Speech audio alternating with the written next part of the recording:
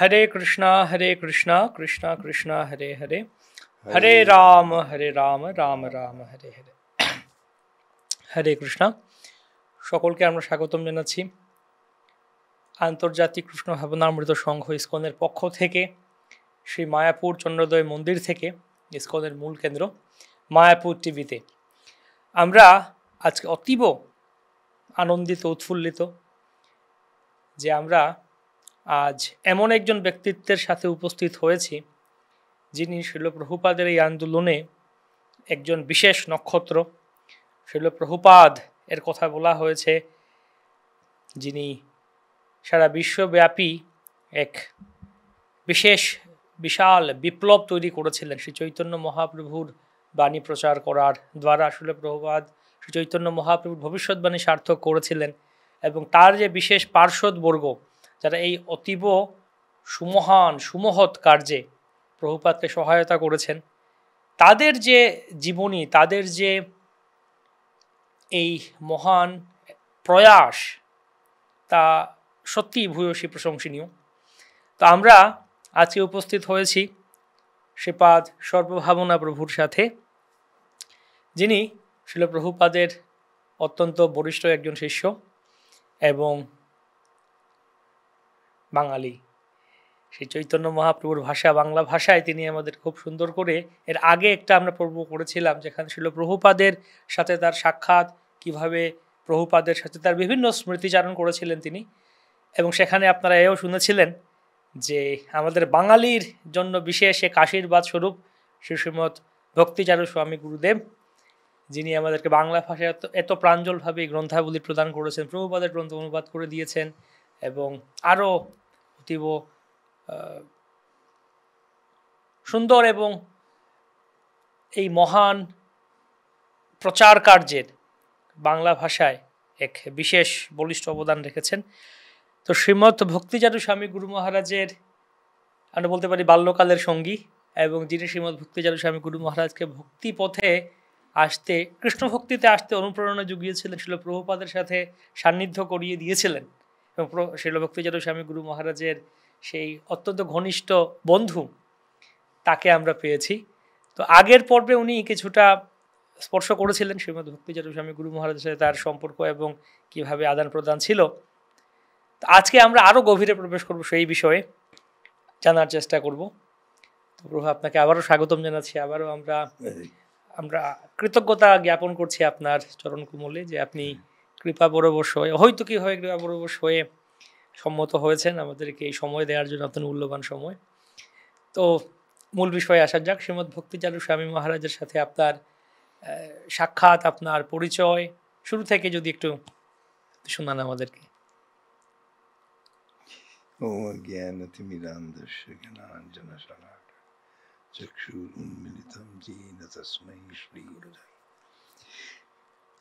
আমরা দুজনেই কলকাতাবাসী ছিলাম। তো যদ্যপি আমাদের পড়াশুনো মানে কলেজে পড়াশুনো আলাদাভাবে হয়েছিল, তো আমাদের সাক্ষাৎকার হয় ঠিক বাল্যকাল থেকে নয়, বরঞ্চ কলেজ লাইফে আমরা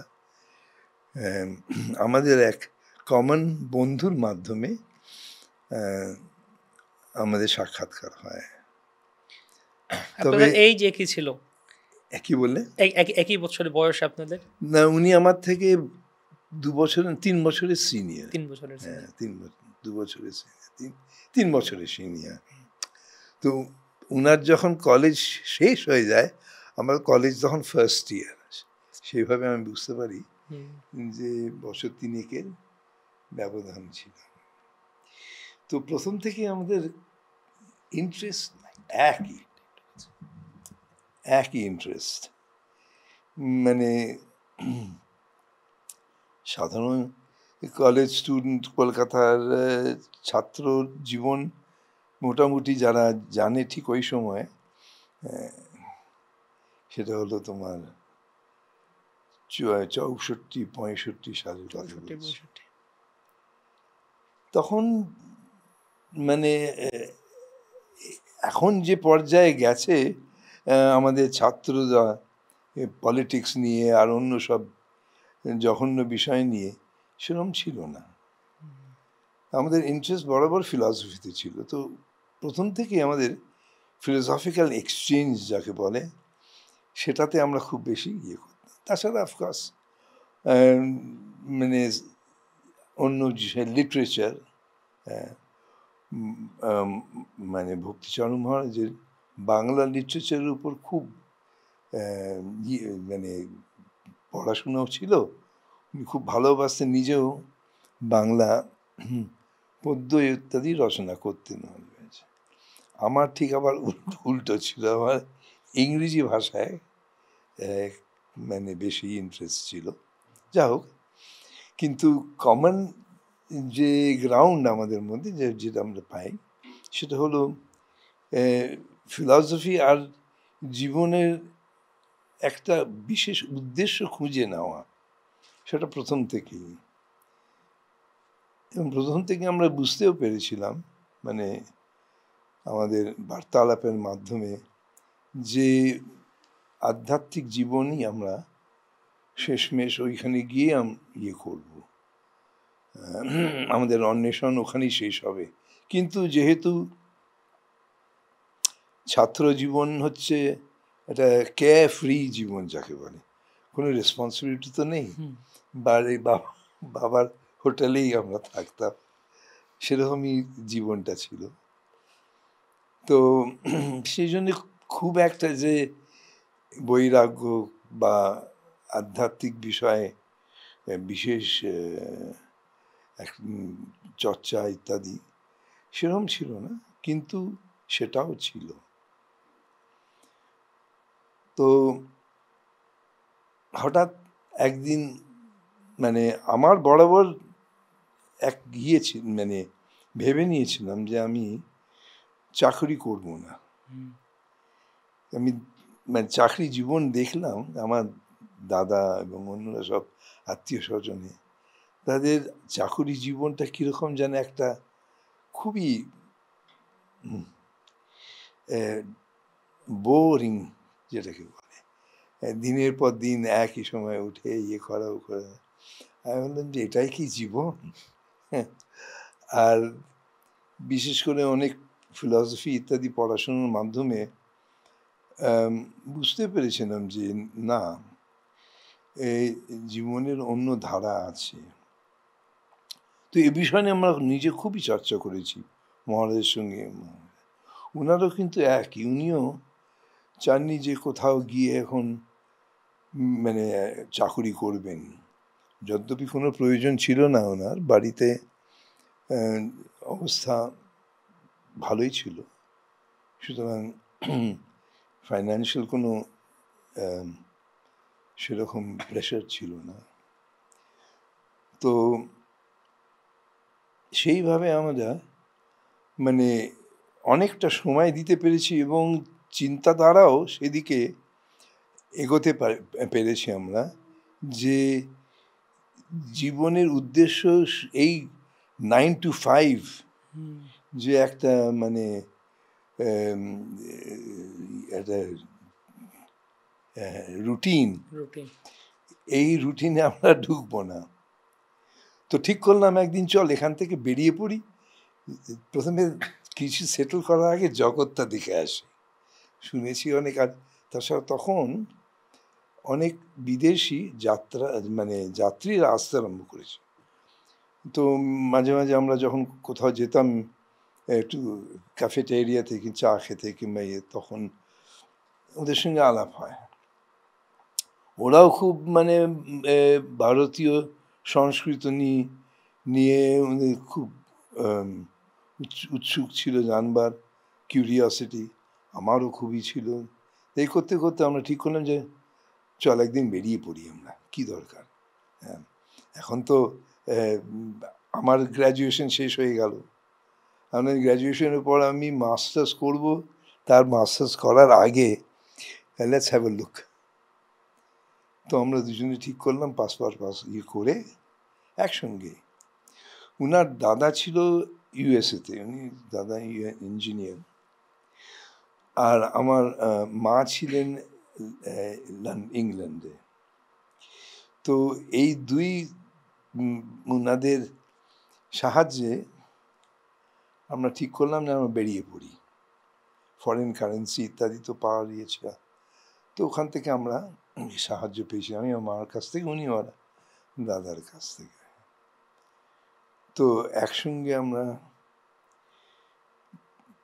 এক মানে কমার্শিয়াল কার্গো শিপ যেটাকে বলে, বম্বে থেকে ওরা যাচ্ছিল তোমার পার্সিয়ান গালফ হয়ে ইরাক, বাসরা।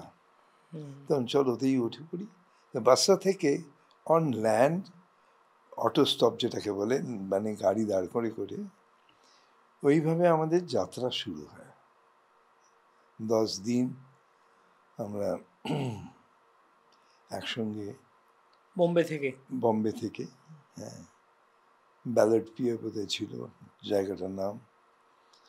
তো ওখান থেকে আমরা একসঙ্গে ওই ডেক প্যাসেঞ্জার, খুবই সস্তা ডেক প্যাসেঞ্জার, মানে ক্যাবিন নয়, আর সেখানে ক্যাবিনও নেই কারণ ওটা কার্গো শিপ। তো সস্তার মধ্যে আমরা যখন বেরোই, মানে সেটা হলো মার্চ মাস, মানে ক্লাইমেটিক কন্ডিশনস বেশ ফেভারেবল ছিল, একেবারে ঠান্ডা ছিল না, খুব গরমও ছিল না।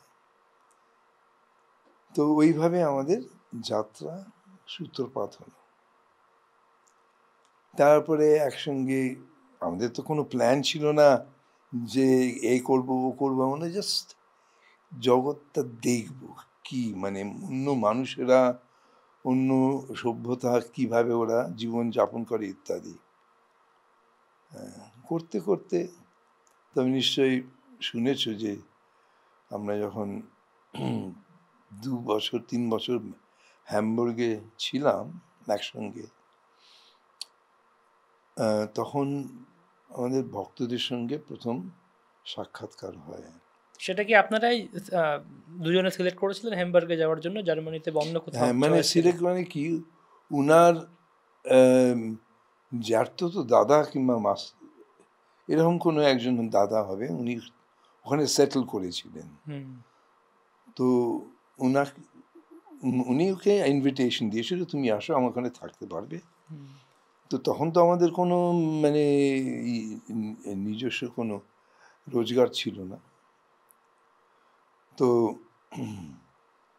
আমি মাসে মাসে আমার মার কাছ থেকে কিছু পেতাম, সেটা দিয়ে একটা ঘর ভাড়া করে আমি থাকতাম। ও থাকতো ওর তো দাদার সঙ্গে, ওদের পরিবারে। ওইভাবে আমরা একসঙ্গে বেশ। তারপরে আমি তো ইউনিভার্সিটিতে এনরোল করি এবং ওখানে স্কলারশিপ পাই। তো স্কলারশিপে আমার এক স্টুডেন্ট হাইম যেটাকে বলি, student hostel, international students hostel, আমার এক ঘরও পেয়ে যাই, সবই ওই স্কলারশিপের মধ্যেই। আর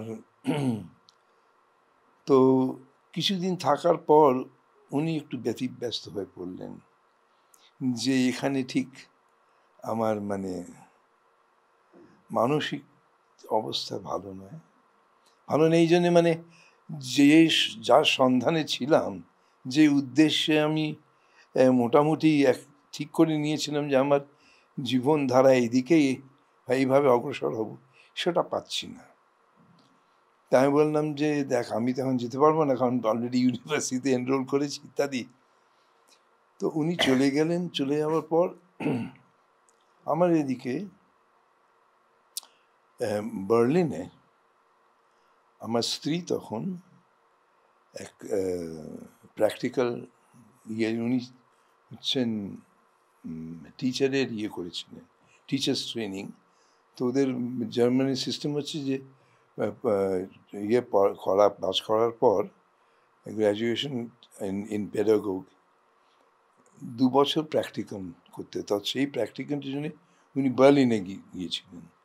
তো সেই জন্য আমিও বার্লিনে গেলাম। যখন দেখলাম যে আমার বন্ধু নেই, আর হ্যামবার্গে থেকে কোনো লাভ নেই, বার্লিনে চলে গিয়ে ওইখানে তখন ভক্তদের সঙ্গে আরও বেশি ঘনিষ্ঠ আলাপ হয়। ওখানে তখন একটা ছোট সেন্টার ছিল, ইস্ট আর ওয়েস্ট বার্লিন। তো ওয়েস্ট বার্লিনে একটা সেন্টার ছিল, তো সেখানে আমার যাতায়াত করতে করতে আমি করলাম যে এটাই হলো আমার, যাকে বলে মানে লাইফস কলিং। হ্যাঁ, এই হলো আমার জীবন। আর তখন ইতিমধ্যে আমি আগেও বলেছিলাম যে আমার প্রভুপাদে একটা গ্রন্থ পেয়েছিলাম, চৈতন্য ইন 5 ফিচার্স, আদি লীলা, পাঁচটি অধ্যায় নিয়ে উনি বার করেছিলেন। তো সেটা পড়ে আমার আর একটা যা গ্রন্থ পেয়েছিলাম তারপরেই হলো ঈশোপনিষদ। তো এই দুটো গ্রন্থ পড়ার পর আই ওয়াজ কমপ্লিটলি কনভিন্সড যে এটাই হলো আমার বেছে নেওয়া জীবন হবে। ইতিমধ্যে আমার স্ত্রীও প্র্যাকটিক্যাল ইয়েটা কমপ্লিট করলো। আমি বললাম এটা হলো পারফেক্ট টাইমিং। তখন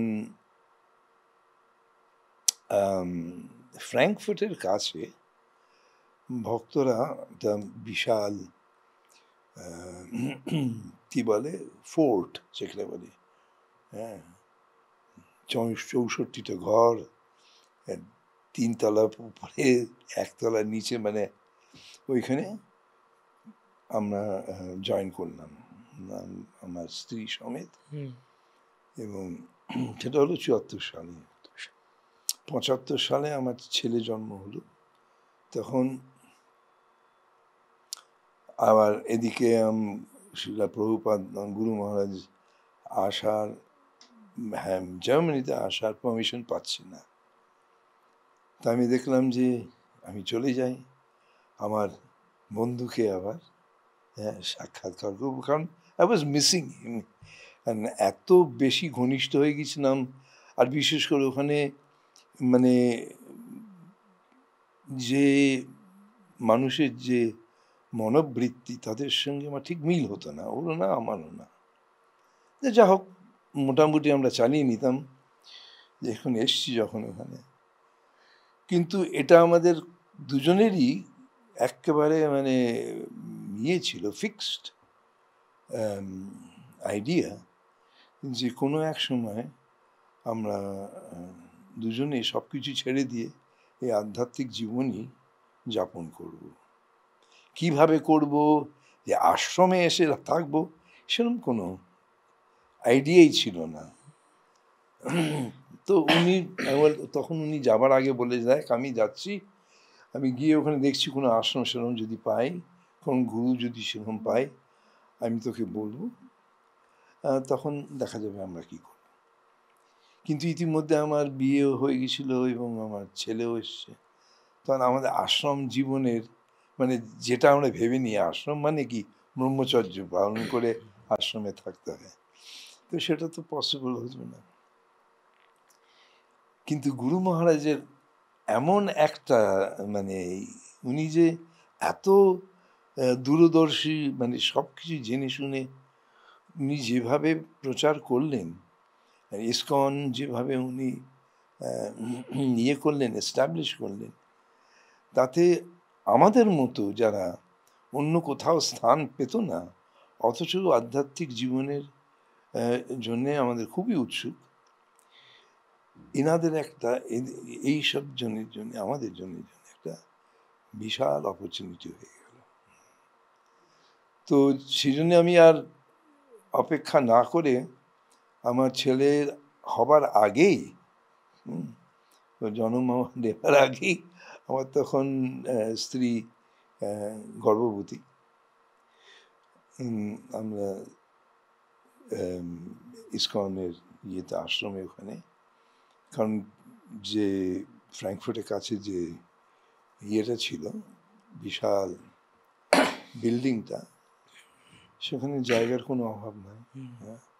আর মহিলা ভক্তদের জন্য আলাদা ব্যবস্থা, প্রচুর জায়গা আছে। এমনি ব্রহ্মচারীদের জন্য আছে এবং গৃহস্থদের জন্য আলাদা একটা ব্যবস্থা আছে, মা এবং চিয়ে দিয়ে। তো এটা যখন পড়লাম এবং আমার স্ত্রীকেও আমি এই বিষয় নিয়ে ভালো করে বুঝিয়ে বললাম যে দেখো, আমাদের ছেলেকে তুমি মানুষ করবে কিভাবে, কি দেবে, কি ট্রেনিং দেবে, কি শিক্ষা দেবে, কি সংস্কার দেবে? হ্যাঁ, যে সংস্কার আমরা পেয়েছি বাড়িতে, সে সংস্কার তো এখানে তুমি দিতে পারবে না। অথচ এই সংসার না থাকলে মনুষ্য জীবনই নয়। তো যা হোক, উনিও খুব কনভিন্সড হয়ে বলে তুমি যেখানে যাবে আমি সেখানে যাব। উনি আর সেরকম বিশেষ করে কিছু ইয়ে করলেন না। তো যখন দেখলাম যে আর গুরু মহারাজ এখানে আসতে পারছে না জার্মানিতে, তখন আমি আমার স্ত্রী এবং ছেলেকে আগেই পাঠিয়ে দিলাম যে তোমরা চলে যাও। এখানে কলকাতাতে আমার মা ছিলেন, দাদা বৌদি এনারা ছিল, পরিবার, সুতরাং একটা ইয়ে থাকবার কোনো অসুবিধা হবে না, নিজেদের বাড়ি ছিল।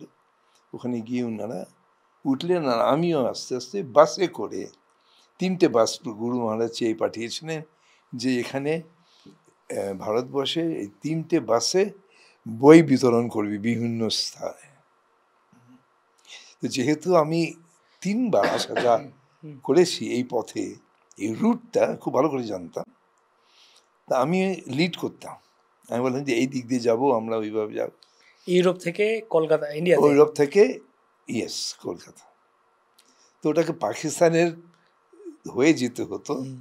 তা আমি তো ইন্ডিয়ান না পাকিস্তানে অ্যালাউড না। তো আমাকে আফগানিস্তানে কাবুল থেকে আমি অমৃতসর ফ্লাই করে গেলাম, গিয়ে আবার মিট করলাম অমৃতসরে, ওখানে মানে বর্ডারে। কলকাতা চলে আসলাম। এসে প্রথমেই আমি ভক্তিচরণ মহারাজের বাড়িতে গিয়ে হানা যে ওকে টানতেই হবে। হ্যাঁ, মানে কারণ আমি আর চিঠির এমনি মাধ্যমে আমাদের সঙ্গে চিঠি ইয়ে হতো, আদান প্রদান। তো উনি তো অনেক ঘুরে ঘুরে কাউকে সেরকম পায়নি যাকে উনি নিজের আত্মসমর্পণ করতে পারতেন মানে গুরু হিসাবে। আর উনি দেখলেন যে এটা ওনার পথ নয়, কোনোটাই খুঁজে পেলেন না। আমরা ঠিক আছে, তখন এখানে একটু এডিট করে দেবেন, একটু জল আছে। তো আমি বোধহয় আগের বারেও বলেছিলাম, এক সন্ধ্যায় আসার পরে এক সন্ধ্যায় ওখানে গিয়ে দরজা নাড়াতে ওনার পিতৃদেব বাবা দরজা খুলে দিলেন। উনি তো আমাকে চিনতেই পারলেন না প্রথমে। কাকে চাই, আপনার ধুতি কুর্তা ছিল তখন? আমার তখন মুন্ডন, তিলক, কণ্ঠিমালা, মানে তোমার যেরকম বেশ সেভাবে আমি এখানে। তো উনি ভাবলেন হয়তো আমি কিছু চাঁদা চাইতে এসেছি। তো আমি বললাম যে না না, এসব না, আমি কিশোরের সঙ্গে দেখা করতে চাই। ওনার পূর্বাশ্রমের নাম কিশোর। কিশোরের সঙ্গে দেখা, ও বলল কিশোর তো একটু বেরিয়েছে, এসো বসো, ফিরে আস। তো কিছুক্ষণ পরেই ও ফিরে আসলো, এসে আমার দিকে ও চিনতে পারেনি প্রথম দিকে। তো যা হোক, তারপরে তো শুনেছে অনেক সবই। ওনার যে যাত্রা ছিল হিমালয়ের সব জায়গায় গেছেন, উনি শেয়ার করেছেন আপনার সাথে? হ্যাঁ নিশ্চয়ই, হ্যাঁ নিশ্চয়ই।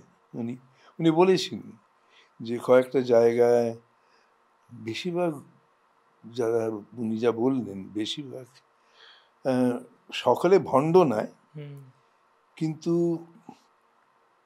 আধ্যাত্মিক সেরকম উন্নতও ছিল না।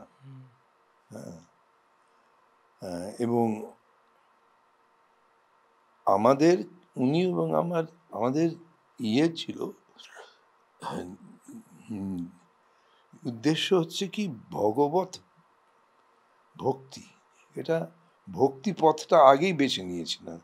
সব কিছু পথ দেখলাম যে ভক্তি পথটাই হচ্ছে শ্রেয়। যার জন্যে বেশিরভাগ তো তোমার যারা হিমালয় আর ইত্যাদি ঋষিকেশে বলো, নাসিকেও গিয়েছিলেন, আর অন্য কয়েকটা জায়গায়, ওরা হচ্ছে বেশিরভাগ তোমার মানে ইম্পার্সোনালিস্ট। হ্যাঁ, তো সেটা উনি একেবারে পছন্দ হয়নি। আর তাছাড়া ওনার প্রশ্ন উত্তরও দিতে পারেনি। যে প্রশ্ন উত্তর আমি দিয়েছি, আমাকে বলল যে তুই যেসব প্রশ্নের উত্তর আমার দিয়েছিস, তো এটা আশ্চর্য যে তুই কি করে জানলি এসব, মানে যেই হলো গুরু মহারাজের বই, সব উত্তর পাবি। আর সত্যি সত্যি উনি ওইটা খুব ইমপ্রেস করলো ওনাকে, যে যেখানে এত সব গুরু ইত্যাদি ছিল, তারা সামান্য আধ্যাত্মিক বিষয়ে প্রশ্নগুলো সঠিক মানে মনঃপূতভাবে উত্তর দিতে পারেনি, সেখানে আমি মানে বাচাল। আপনার কতদিন হয়েছিল ততদিনে? কত বছর ছিল কৃষ্ণ ভাবনামৃতে? কত বছর কি? আপনার ততদিনে ওনার সেই সাক্ষাতে কত বছর হয়েছিল আপনার ভক্তিতে এসে? কত বছর ধরে আমাদের সঙ্গে? হ্যাঁ, তখন আমরা মিট করি 64 সাল। না, আপনি যখন ওনার সাথে সাক্ষাৎ আবার এসে ইন্ডিয়াতে, আচ্ছা, কত ব্যবধানে, কত সময়ের ব্যবধানে? আপনার ভক্তিতে আসার কত বছর হয়েছিল তখন? কত বছর বয়স ছিল? আচ্ছা, আমি জয়েন করি 74-এ। আর এটা হচ্ছে? আর এটা হলো 76, মানে 2 বছর। হ্যাঁ, মোটামুটি 1.5 বছর, যা হোক। হ্যাঁ, 1.5 বছর ইন্টেন্সলি, 1.5 বছর। কারণ 74-এ আমি আরম্ভ করি যাতায়াত, তারপরে 75-এ বলতে পারো, 74-এর শেষের দিকে, 75-এ আমি ফুল টাইম জয়েন করি। সেটাই আশ্চর্যের বিষয় যে যারা এত বড় বড় বা এত পুরনো সাধুরা উত্তর দিতে পারেন, আপনি 1.5 বছরে এসেই ভক্তিতে সেই উত্তরগুলো দিয়ে দিয়েছিলেন। এটা গুরু মহারাজের কৃপা। মানে উনি এত প্রাঞ্জল ভাষায় অত্যন্ত গভীর যে তত্ত্বগুলো যেভাবে উনি দিয়ে গেছেন, হ্যাঁ। আর মাঝে মাঝে, এটাই একটা আশ্চর্য জিনিস, মাঝে মাঝে ওই সাধারণ খুব সচ্ছল ভাষা এবং যাকে বলে খুব সহজ ভাবে উনি যে আমাদের দর্শনগুলোকে উনি করেছেন, ব্যাখ্যা করেছেন, মাঝে মাঝে এমন গভীর কয়েকটা উনি কথা বলে ফেলেন যে ওটাকে নিয়ে চিন্তা করতে হয়। হ্যাঁ, চিন্তা করলে তখন জিনিসটা আরো বেশি ভালোভাবে জানাও যায়। তো যারা আশ্রমে যারা ছিলাম, তখন গুরু মহারাজের আদেশ ছিল কি, প্রত্যেক প্রেসিডেন্টকে উনি বলে দিয়েছিলেন যে প্রত্যেকটা ভক্ত কম করে 2 ঘন্টা পড়াশুনো করবে, কম করে 2 ঘন্টা। আর তাছাড়া সকালে ভাগবত পাঠ এবং বৈকালে তোমার গীতা পাঠ, এছাড়া 2 ঘন্টা।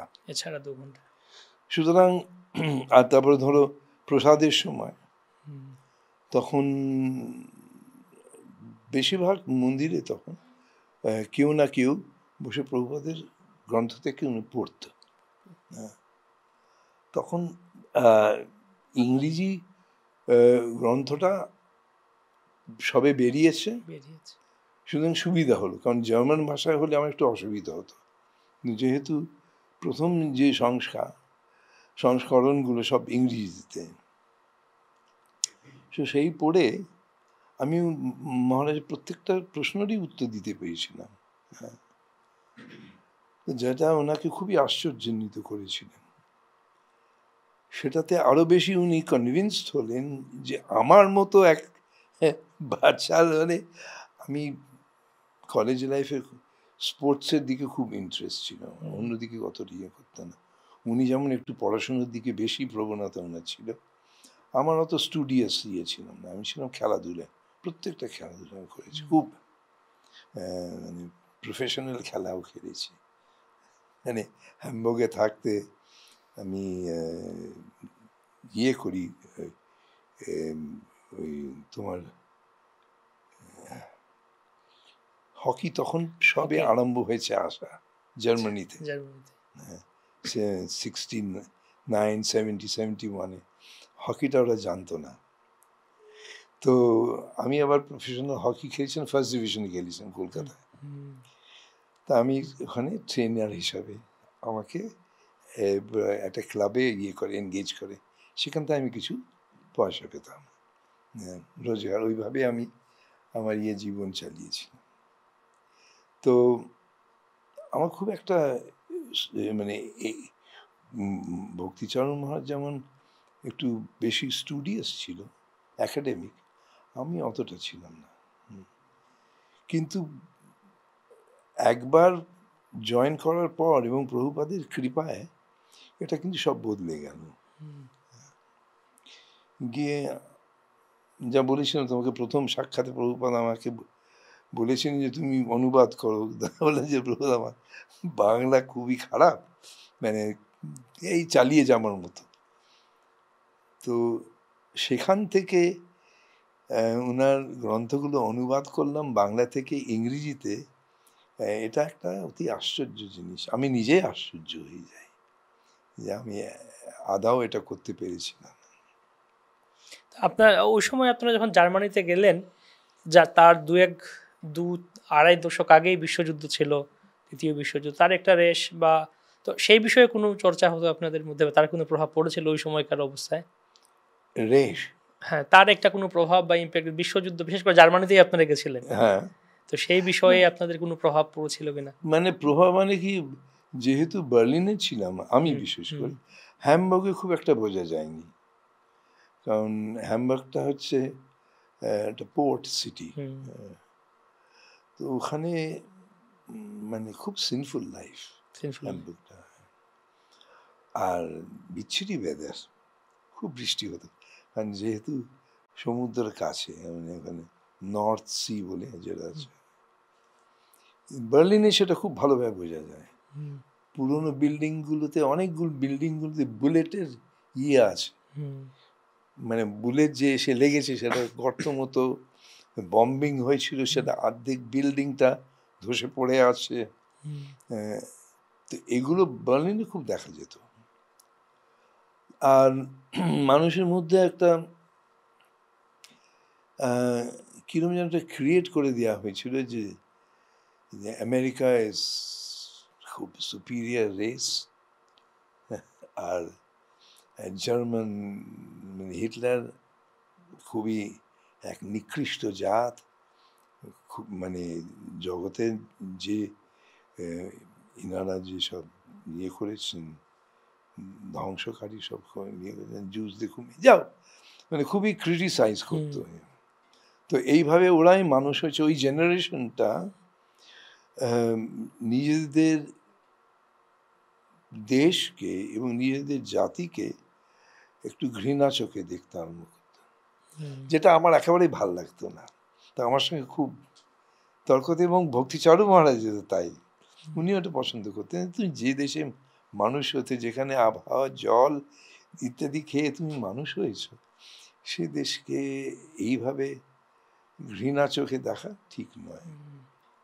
তো যা হোক, খুব একটা সেটা প্রভাব পড়েনি, কারণ গুরু মহারাজ আমাকে এইভাবে মানে বাঁচিয়ে দিয়েছিলেন, মোটামুটি টেনে নিয়ে এসেছিল। তো আমি মানে দুজনে মিলে একটা বিশেষ তথ্য নির্ণয় করলাম, যে আমারও, বিশেষ করে ওনার পূর্বজন্মের এক সম্বন্ধ ছিল মহারাজের সঙ্গে, গুরু মহারাজের।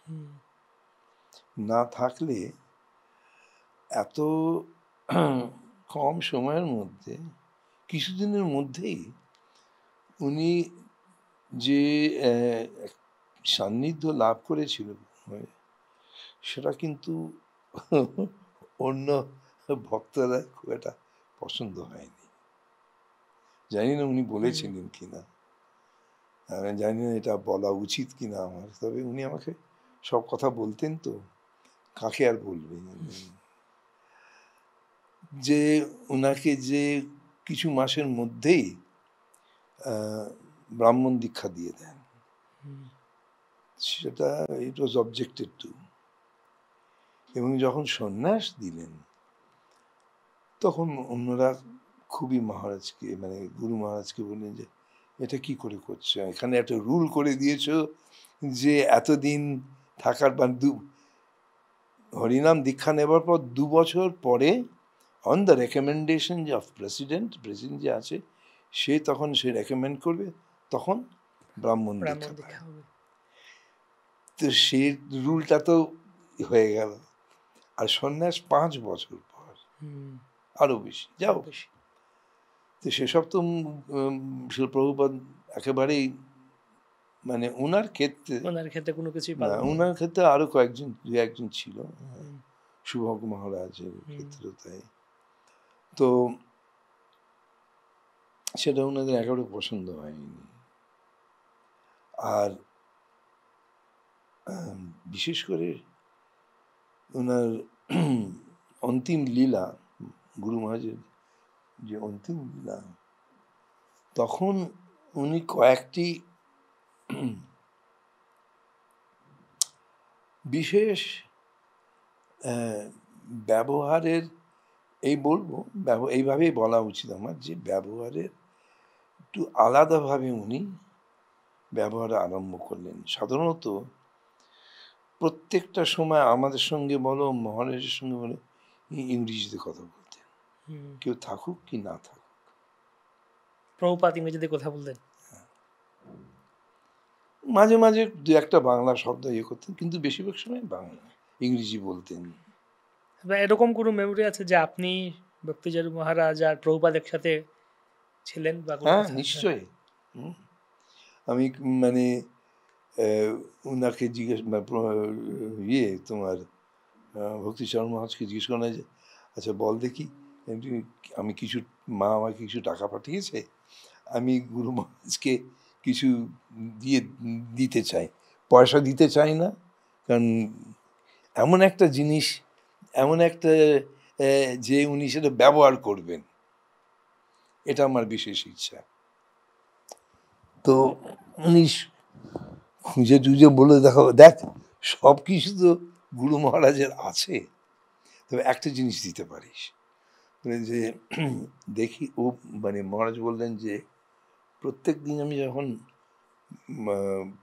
প্রভুপাদ যখন বাথরুম থেকে বেরিয়ে আসেন সকালবেলা, দৈনন্দিনের ক্রিয়া এবং খাবার পর উনি ওই টুথপিক, কি বলে ওটা বাংলায়, টুথপিকই বলতে হবে, যাও, উনি ওটা ব্যবহার করে ওখানে রেখে দিতেন, খুব সুন্দরভাবে এক জায়গায় গুছিয়ে রেখে দিতেন। তো মহারাজ বললে, ভক্তিচারু মহারাজ বললে তুই একটা কাজ করতে পারিস, একটা দানি নিয়ে আয় যেখানে টুথপিকগুলো রাখা যায়, যাতে এমনি টুথপিকগুলো ওই যেভাবে কেনা হয় তোমার পিচবোর্ডের একটা থাকে প্যাকিং, হ্যাঁ, যে প্যাকিং যেটা থাকে সে প্যাকিং থেকে উনি নেন। আমরা যে ঠিক আছে, এটা হলো মুম্বাইতে। তা আমি বললাম ঠিক আছে, এটা একটা খুব রহস্যময় ব্যাপার। ওখানে মার্কেট আছে যেখানে সিলভার, বিশেষ চাঁদির আড়ত মতো যেখানে ব্যবহার হয়। তো আমি যাচ্ছি, আর বোকার মতো তো ভক্ত মানে একটু মানে কি বলবো, একটু জড়জাগতিক বিষয়ে মানে হয়ে যায়, কি বলে সিম্পলটন মতো হয়ে যায়। আমি ওটা খেয়ালও করিনি, বুক পকেটে এখানে আমি টাকাটা রেখেছি। তো যাচ্ছি, হঠাৎ কোথাও না কিছু না একজন মানে ছেলে দেখলাম যে মহিলাকে ঠেলে দিয়ে আমাকে, মানে উনি ওদিক থেকে আসছেন, ঠেলে দিয়ে আমার ইয়েতে গায়ে পড়ছে। সঙ্গে সঙ্গে একটা মানে রিফ্লেক্স অ্যাকশন, পকেটে হাত দিয়ে আমি, উনি আবার ঠিক পকেটে হাত দিয়েছে। ব্যাস আমি চেঁচিয়ে উঠেছি, এই পিক পকেট চোর। সঙ্গে সঙ্গে সতর্ক করে ফাট করে বেরিয়ে গেল। তো যা হোক, আমি ওই দানি কিনে দিয়েছিলাম। এটা সিলভার দানি, অ্যাকচুয়ালি ওটা হচ্ছে তোমার মশলা রাখার দানি। হ্যাঁ, ওই যে সুন্দর সিলভার ইয়ে, উপরে ঢাকনাটা ট্রান্সপারেন্ট দেখা যায়। তো যখন ওটা দিতে যাই তখন ওনার সঙ্গে একসঙ্গে গিয়েছিলাম যে তুই দিয়ে দে। আমি বললাম তুই দিয়ে দে, আমি মহারাজকে, তুই নিজে হাতে দিয়ে দে। তো গিয়ে মহারাজকে বললো যে মহারাজ, সর্বভৌমনা প্রভু আপনাকে কিছু দিতে চায়। তো বলে কি বলো? তো ওনাকে ওটা দিলাম, যে গুরুদেব এটা যদি আপনার টুথপিকগুলোর ভিতর রাখেন তাহলে আমার মনে হয় ট্রাভেলিং করেন তো আপনি সুবিধা। বাহ, সুন্দর জিনিস। উনি সঙ্গে সঙ্গে এত স্পন্টেনিয়াসলি আমাদের চোখে জল এসে গেছে। বাংলায় বলছিলেন? হ্যাঁ, বাংলায় বলছি। তখন বাহ, কি সুন্দর। আমি বললাম যে মহারাজ, হ্যাঁ, আপনি যা দিয়েছেন সেটা কি কোনোদিন এই ঋণ শোধ করতে পারো? এই আমার একটা ক্ষুদ্র ইয়ে। তো বলতে খুব এটা অ্যাপ্রিসিয়েট করলেন। যে এরকম কয়েকটা ছোট ছোট অ্যানিকডোটস আছে আমার জীবনে, যেগুলো কোনোদিন ভুলতে পারবো না, ভুলতেও চাইবো না। হ্যাঁ, সেইভাবে অনেক বেশ কয়েকবারই আছে, মানে একসঙ্গে আমরা ওখানে ওনার সাথে দেখা করছি। আপনারা কলেজ, আপনারা 1964 সালের দিকে সাক্ষাৎ পরিচয় হয়। 71-এর দিকে আপনারা ইন্ডিয়াতে ছিলেন? না, আমি 71 সালে মানে মাঝে সাঝে ইন্ডিয়াতে আসতাম, যাতায়াত ছিল।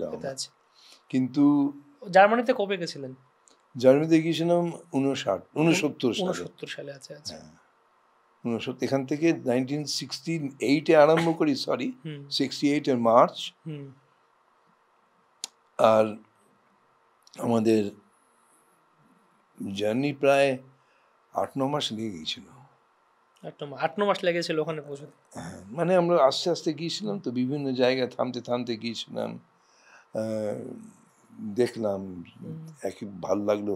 যেমন বাসরা থাকলাম, বাগদাদে বেশ কিছুদিন থাকলাম, তারপরে এই করতে করতে সিরিয়া টিরিয়া হয়ে আমরা এলাম টার্কিতে। তো আস্তে আস্তে কোনো তাড়াহুড়ো ছিল না, তো আমরা জগৎ দেখতে বেরিয়েছিলাম। সুতরাং এই তো যখন জার্মানি পৌঁছাই তখন অক্টোবর মাস, March, April, May, June, July, August, September, October, 6 মাস বোধ হয়। 6 মাসের মাথায় আমরা। তো 71 সালে যেমন যুদ্ধ চলছিল, ইস্ট পাকিস্তান, ওয়েস্ট পাকিস্তান, তারপর ইন্ডিয়া, হ্যাঁ, এইসব আমি একেবারে ইয়ে করতে, মানে শুধু ওইখানে ওই বিটলসরা কনসার্ট দিয়েছিল, মানে বাংলাদেশের জন্যে টাকা কালেক্ট করে, রিলিফ এর জন্য। তোরা বড় কনসার্ট ওখানে করেছে, সেটাতে গিয়েছিলাম। তো সেই বিষয়গুলো নিয়ে চর্চা হতো আপনাদের মধ্যে, যে দেশে কি হচ্ছে, ভারতে? ওই আর কি হতো, সে মানে দেশের সঙ্গে যোগাযোগ ছিল। তো সে খুব একটা আমাদেরকে তো মানে জীবনে কোনো প্রভাব সেরকম পড়েনি, এই আর কি নিউজ হিসাবে। কলকাতায় থাকতে আপনাদের এমনিতে মিটিংস করবে কোথায় সাধারণত? দৈনন্দিন, এভরি সিঙ্গেল ডে, একদিনও বাদ যায়নি। আচ্ছা, সাধারণত কোথায় কোথাও বসতেন, আলোচনা করতেন? বিভিন্ন জায়গায়। হ্যাঁ, উনার ছিল সাউথ ক্যালকাটা, মানে দেশপ্রিয় পার্ক, ওরই কাছে। হ্যাঁ, আর আমার ছিল ঠিক পার্ক সার্কাস ময়দানে। হ্যাঁ, তো খুব একটা দূরত্ব ছিল না। তো মাঝে মাঝে আমরা লেকে গিয়ে বসতাম, মাঝে মাঝে পার্কে গিয়ে বসতাম। যখন আমার খেলা ছিল উনি তখন আসতেন আমরা গড়ের মাঠে। সেই সময় তো আর ফোন ছিল না, ফোন করে যে কোথায়। না না, আগে থেকে আমাদের যাওয়ার আগেই আমরা ঠিক করে নিতাম এই কটার সময় বানিয়ে। কারণ মানে আমাদের যে মানসিক যে অবস্থা এবং মানসিক যে বৃত্তি, এটা অন্য কাউকে মধ্যে পাইনি। আরেকজন ছিল তুলসী বলে, তবে ও একটু আমাদের থেকে সিনিয়র এবং চাকরি করতো, সুতরাং ওনার খুব একটা সময় থাকতো না। আমরা দুজনেই ফ্রি। হ্যাঁ, আমাদের কোনো কলেজের লাইফ বুঝতেই পারছো। তো ও মাঝে মাঝে আমাদের কলেজেও আসতো।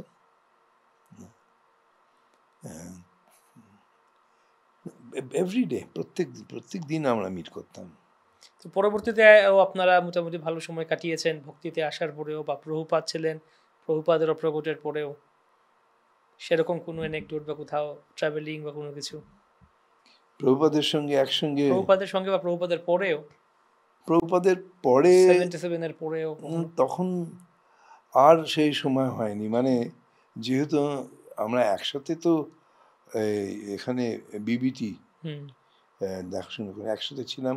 রেনি পার্ক বলে একটা, ওখানে আমরা বিল্ডিং ভাড়া করেছিলাম, পুরোটা হচ্ছে বিবিটি, মানে মন্দির থেকে অনত দূরে, রেনি পার্ক।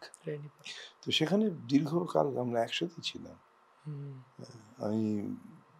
উনি অনুবাদ করতেন আর আমি বিভিন্ন যেসব প্রেসগুলো ছিল সেইখানে মানে ইয়ে করতে দিতাম, যা হয় আর কি, সেটিং করতে, তারপরে প্রিন্টিংয়ের কাগজগুলোকে বেছে নেওয়া। তো একসাথে আমরা ওখানেই থাকতাম, একসাথে থাকতাম। তখন আপনার ফিলোসফিক্যাল ডিসকাশন চলতো? হ্যাঁ, আর তাছাড়া বিশেষ করে যখন অনুবাদ হচ্ছে, আমি অনুবাদ করছি, উনিও করছেন, তো যদি কোনো প্রশ্ন থাকতো কিভাবে এটাকে ইয়ে করা যায়, এই বিষয় নিয়ে প্রচুর মানে ডিসকাশন হতো। শেষের দিকে রিসেন্টলি আর কোনো স্মৃতি আপনার? না, রিসেন্টলি মানে একেবারে আলাদা আলাদা কন্টিনেন্টে আমরা থাকতাম। আর তাছাড়া মহারাজ ট্রাভেল করতো খুব। তো যখনই ইউরোপে আসতেন, যদি জার্মানির কাছে, যেমন আমরা একসাথে বেশ কয়েকদিন কাটিয়েছিলাম তোমার সুইজারল্যান্ডে, তারপরে লন্ডনে। তবে আমি তো বার্লিনে, কি জার্মানিতে, ওখানে পার্মানেন্ট ছিলাম। তো ওখান থেকে আমি আর বেশি সময় বাইরেও থাকতে পারতাম না। তবে উনিও কোনো একটা জায়গায় অনেক দিন থাকতেনও না, কারণ ওনার বেস ছিল মায়াপুর। ওইখানে ট্রাভেল করে করে মানে এক সপ্তাহ, হয়তো দুদিন 3 দিন এভাবে। তো তখন টেলিফোনে তো আমাদের কথাই হতো, কিন্তু উনি যখন ইউরোপে আসতেন তখন প্রায় আমাদের সঙ্গে সাক্ষাৎকার হতো।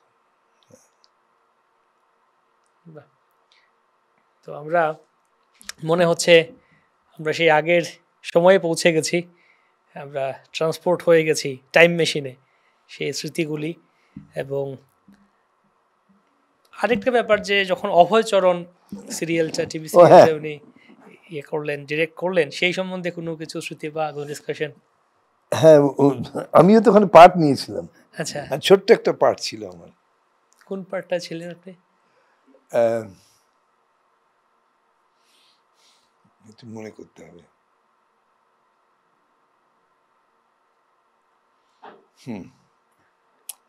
ঠিক খেয়াল পড়ছে না। সেটা কি প্রভুপাদের ইন্ডিয়া থাকাকালীন না অন্য ওয়েস্ট বা ইন্ডিয়া থাকাকালীন, ইন্ডিয়ান হ্যাঁ। থাকাকালীন সময়?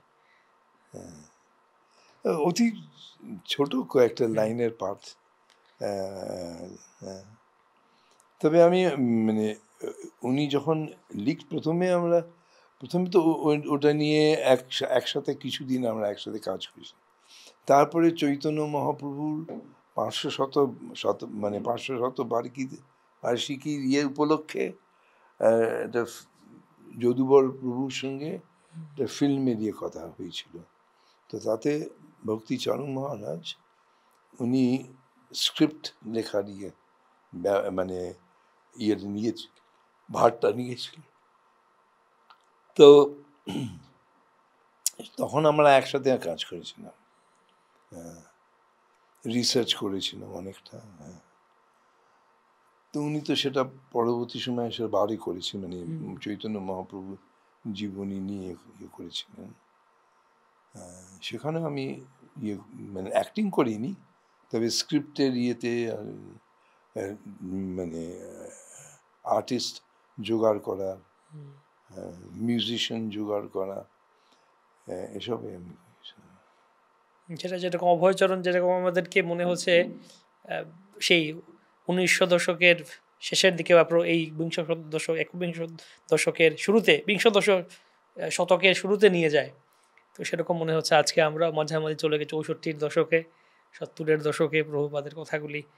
তো শেষ করতে ইচ্ছে হচ্ছে না, মনে হচ্ছে আরও চালিয়ে যাই, আরও শ্রবণ করি আমরা এই অমৃত কথা।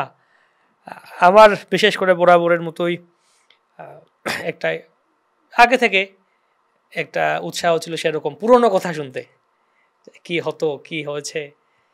তো আজকে তো পুরনো কথা, অনেক কথা আছে, যখন বসতাম ঠাকুমা তাদের সাথে বসতাম, জিজ্ঞেস করতাম কেমন হতো কিনা, সে তো অনেক গল্প, ভৌতিক গল্প। কিন্তু আজকে আমরা প্রভুপাদের কথা শ্রবণ করি, সেই পুরনো দিনের কথা, শ্রীমদ ভক্তিচরণ মহারাজের কথা শ্রবণ করলাম, পুরনো দিনের কথা কিভাবে কি হতো।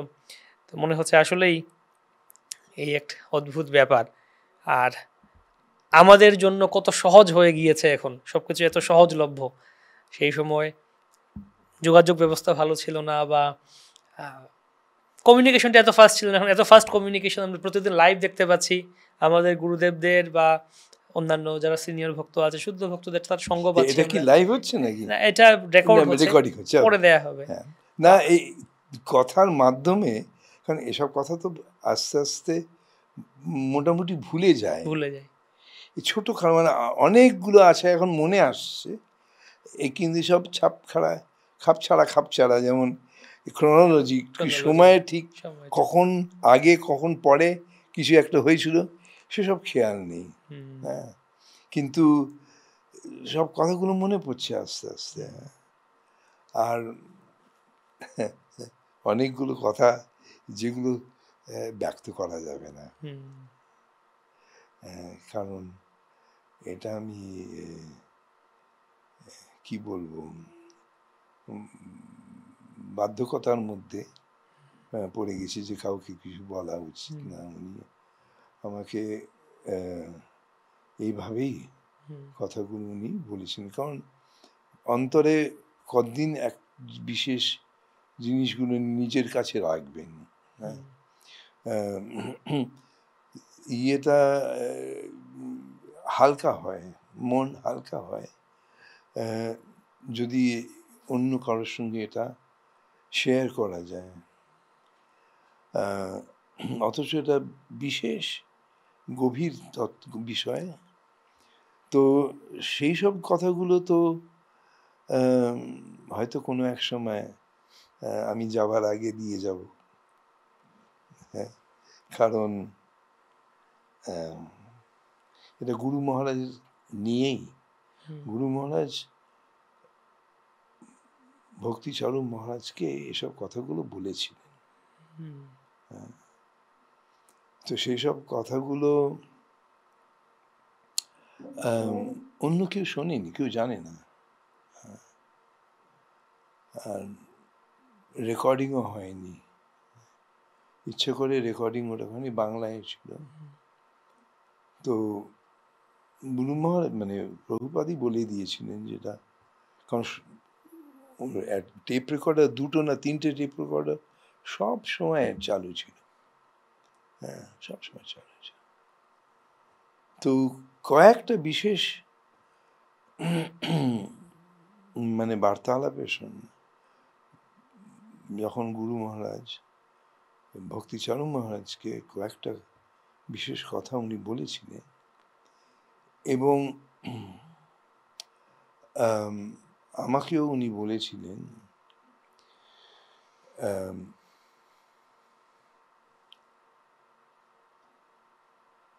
শ্রীধর মহারাজের সঙ্গে দেখা করতে, উনি আমাকে পাঠান। তো এইসব সব কথাগুলো তো ব্যক্ত করা যায় না, কিন্তু তাছাড়া যে এত বেশি সব স্মরণ পথে আসে, ছোটখাটো সুন্দর সুন্দর, গুছিয়ে বলাও আমার সে যোগ্যতাটা নেই। তবে বেশ অনেকগুলো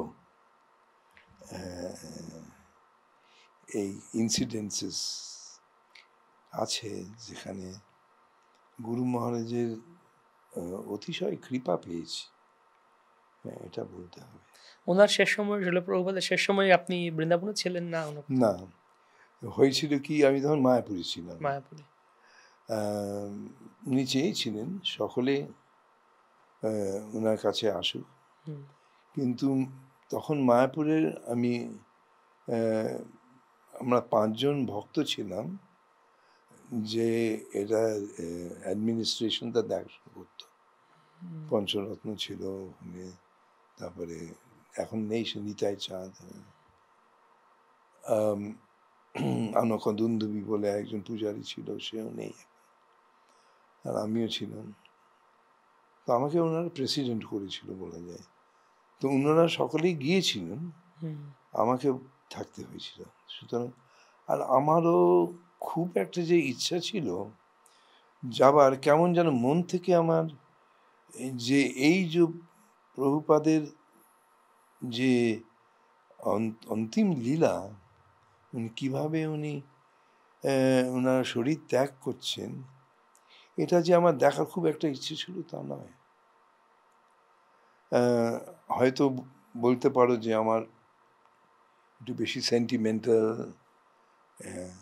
হতে পারে, কিন্তু আমি দেখলাম যে এটা আমি ঠিক করতে পারবো না, যার জন্য আমিও যেতে চাইনি, আমিও থেকে গেছিলাম। যদ্যপি সকলে অন্যরা গিয়েছিল, একজনকে থাকতেই হতো, সুতরাং সব দিক দিয়ে ভালো হয়ে গেল যে থেকে গেলাম, কারণ থাকতে হলো বলে। আর যেতে হলো না, ওটা প্রভুপাদ ওনার প্রয়াণ লীলার দর্শন করতে হলো না। তবে ভিডিওতে তো সব তোলা আছে, ইচ্ছা হলে দেখা যায়। আমি আর খুব একটা তবে এটা একটা আমার বিশেষ আমার চিন্তা, ভাবনা এই বিষয়ে, যে বৈষ্ণব যে মৃত্যুকে জয় করেছে সেটা প্রভুপাদ দেখিয়ে দিয়ে গেছে। অন্তিম শ্বাসে উনি, আর শুধু জয় না, মানে জয় থেকে মানে ওই রকম অবস্থায় একজনের যে মন এত সচ্ছল যে সংস্কৃত থেকে ইংরেজিতে অনুবাদ করছেন এবং ওনার কমেন্ট্রি লিখছেন, তাহলে অতি আশ্চর্য জিনিস, অতীব আশ্চর্য। হ্যাঁ, কারণ এক শ্লোক আছে তোমার, নামটা রচকের নামটা ভুলেছি, সাউথ ইন্ডিয়ার কোনো এক রাজা, কুলশেখর লিখছেন যে প্রাণ প্রয়াণ সময় কফবাত পিত্তই কণ্ঠ অবরোধন ভাই, স্মরণং কুতস্তু। প্রভুপাদেরা প্রায়ই গাইতেন। হ্যাঁ, তো বলছে যে হ্যাঁ, যে কৃষ্ণ তব পাদ পঙ্কজান্ত অদ্বৈপ বিশতু মে মানস রাজহংস। তো উনার মতো এক ভক্ত, কুলশেখরের মতো একজন ভক্ত, উনি বলছেন যে প্রাণের প্রয়াণের সময় তখন তোমার স্মরণ করব কি করে হে ভগবান। হ্যাঁ, সেই জন্য আমি এখনই চাই যে আমার মন রাজহংসর রূপ ধারণ করে তোমার শ্রীচরণ কমলে যেন নিয়ে।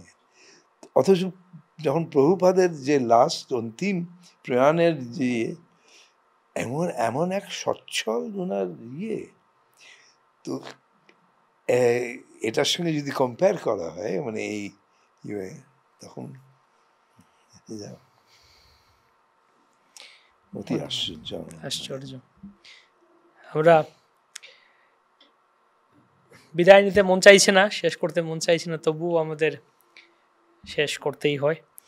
তো আমরা অনুরোধ করছি প্রভুর কাছে যে আমাদেরকে আরো শিল প্রভুপাদের কথা এবং শিল ভক্তিচারু স্বামী মহারাজের কথা এবং আমাদেরকে আমাদের আত্মকল্যাণের জন্য, মঙ্গলের জন্য উপদেশ প্রদান করবেন এবং আরও আমাদেরকে তার মূল্যবান সময় প্রদান করবেন।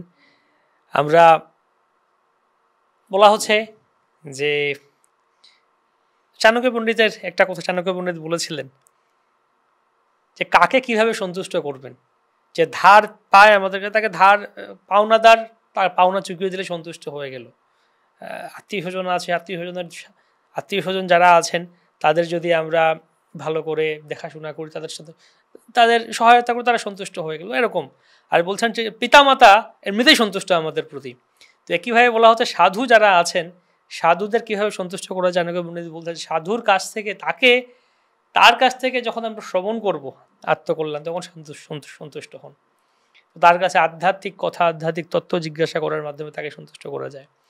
তো আমরা প্রভুর আরও সঙ্গ চাইছি, প্রভুর কাছে আরও প্রার্থনা করি যেন আমাদেরকে আরও সঙ্গ প্রদান করেন এবং তার কাছে আমরা প্রার্থনা করি, তিনি ভগবানের কাছে প্রার্থনা করি তার দীর্ঘায়ু এবং সুস্বাস্থ্য লাভ হোক, আমাদেরকে যেন আরও অনেক সময় ধরে ছিল প্রভুপাদের কথা শোনাতে পারেন। ধন্যবাদ। হরে কৃষ্ণ। আমার তরফ থেকে অশেষ ধন্যবাদ যে গুরু মহারাজের বিষয়ে বলা মানেই নিজের আত্মা শুদ্ধি করা। তো এই মানে অপরচুনিটিটা পেয়ে আমি বিশেষ কৃতজ্ঞ। এবং আরও আরেক বিষয় যে আমি মানে আমার বন্ধুকে খুব মিস করি, কারণ আমাদের প্রায় চান্স পেলেই আমাদের, কারণ কলকাতায় মানে পূর্বাশ্রমে তো একসঙ্গে অনেক বছর কাটিয়েছি, কিন্তু ভক্তি পথে আসবার পরও অনেক বছর একসাথে আমরা করেছি, প্রচার করেছি। তো সেই সব কথাগুলো আবার মনে পড়ে যায়।